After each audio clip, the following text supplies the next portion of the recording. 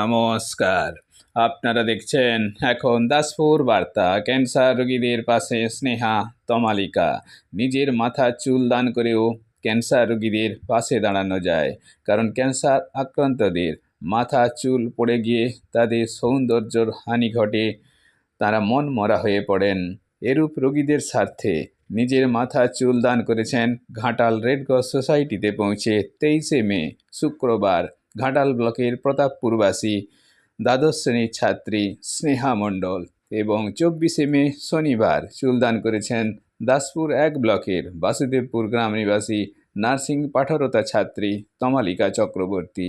এরই কয়েক ঝলক জানতে চোখ কান খোলা রাখুন এখন দাসপুর বার্তার পর্দায়। Like and follow with subscribe এখন দাসপুর বার্তা। এই দাসপুর বার্তায় যুক্ত হন, আলোর পথে এগিয়ে চলুন।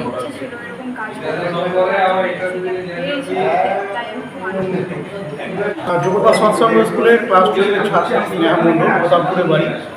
খুব ভালো লাগলো এই ছোটো ঘাটাল রেড ক্রসের উদ্যোগে। প্রায় এখানে অনেক মহিলারা আসেন। আজকে একজন ছাত্রী এসছে, একদম ছোট্ট মেয়ে। খুব ভালো লাগছে।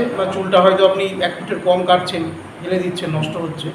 1 ফুটের বেশি যদি চুলটা কাটেন সেটা কিন্তু আপনি অবশ্যই ডোনেট করুন। সেটা আমরা আমাদের উদ্যোগে পাঠিয়ে দেবো। আপনাকে কোনো কিছু করতে হবে না। আপনি যদি 1 ফুট চুল কেটেও নিয়ে আসেন বাড়ি থেকে, 1 ফুট চুল ভালো করে যেন চুলটা না জড়িয়ে যায়, ভালো করে দুদিকে গারাত দিয়ে নিয়ে আসেন।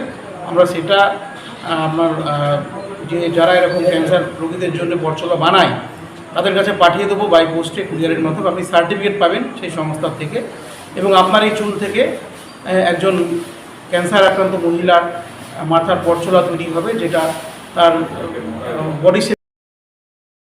তো আমি সবাইকে অনুরোধ করব, আহ্বান করব, ছোট্ট মেয়ে স্নেহা মণ্ডল আজকে যে চুলদান করেছে তাকে দেখে অনুপ্রাণিত হয়ে আপনারা এগিয়ে আসুন। আপনার ইচ্ছা প্রকাশ করলেই বাকিটা আমরা এখানে সবটাই করে দেবো।